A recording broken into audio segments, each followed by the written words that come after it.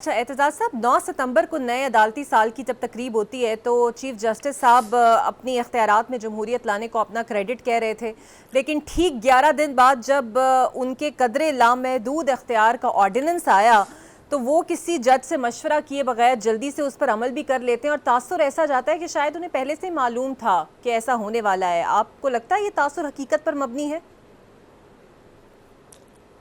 ہاں، یہ تو یقیناً حقیقت پر مبنی ہے، یہاں تک کہ مجھے تو لگتا ہے کہ لا منسٹر اور اٹارنی جنرل کانسٹنٹلی ان کے ساتھ یہ مشاورت بھی کر رہے ہیں ان ایکٹس کے بارے میں، اور کیونکہ وہ بھی ان کی جب آدھے گھنٹے کے اندر اندر ایک انہوں نے جج کے سوچ رکھا ہے کہ ان کو جج صاحب کو ہم نے لگانا ہے، اور ان کو پتہ ہے وہ جو ہی آتا ہے وہ ایک دم لگا دیتے ہیں، تو اس کا بھی اصل میں ٹائم تھوڑا ہے اور مقابلہ سخت ہو جائے گا، یہ بڑا سخت ہو جائے گا۔ پر یہ جو 8 ممبرز کا فیصلہ آ گیا وہ تو میجورٹی فیصلہ ہے۔ یہ جو اب اس وقت بل جس انداز سے لا رہے ہیں، اس کی آئیڈیا کو میں مطلب ہے یہ سمجھتے ہوئے کہ سب نیک نیت ہیں اور سب اس کو لا رہے ہیں آئیڈیا کو کہ کانسٹیٹیوشن کورٹ ہونا چاہیے، کئی ملکوں میں ہے، پر اس کے جو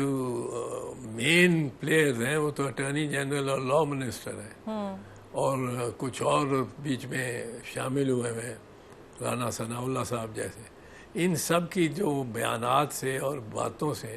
بالکل یہ لگتا ہے کہ یہ ڈرافٹ ہی سارا ڈرافٹ بل ہی کہیں اور ہوا ہے، جس کے ڈرافٹ بل کے بارے میں جب کہ وہ ڈرافٹ آ گیا ہو پارلیمنٹ میں، لینا کیا ہو پر پارلیمنٹ میں، اور لا منسٹر خود کہے کہ مجھے اس کا علم نہیں ہے کیا ہے، اسپیکر کو علم نہیں ہے، کسی کو علم نہیں ہے کہ یہ کیا ہے، یہ ہے کیا ہے، تو یہ تو کسی تیسرے فریق کے وکلاء نے یہ کہ کانسٹیٹیوشن بل بنایا ہے، اور اس پہ اس سے اگر یہ بے وقار کریں گے سپریم کورٹ کو تو اس کا ریئیکشن ساری انسٹیٹیوشن پہ آئے گا۔ بالکل ٹھیک ہے۔ اب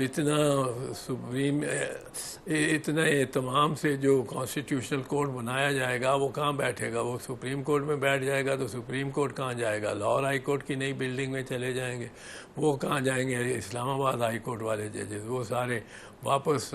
سیشن ججی میں چلے جائیں گے ان عدالتوں میں۔ یہ اس پہ ڈیبیٹ بڑی زیادہ ضروری ہے، ورنہ یہ دو جماعتوں کا اور شاید چند افراد کے اپنے مفادات کا، اور وہ اس حوالے سے اس کو لیا جائے گا، اور میں نہیں چاہتا ہوں کہ کوئی ایسی ترامیم ہوں جو اتنی متنازعہ ہو جائیں، اور متنازعہ وہ تو پڑھ کے ہی لگتا ہو جاتی ہیں، ان پہ بحث ہو، اسمبلی میں بھی، قومی اسمبلی میں بھی ہو، سینٹ میں بھی ہو، اور سیر حاصل ہو۔ 18ویں ترمیم پہ بحث 29 چوزن لائر، بڑے سینئر لائر جس کی سربراہی رضا بانی کر رہے تھے، پر بڑے بڑے وکلاء جس طرح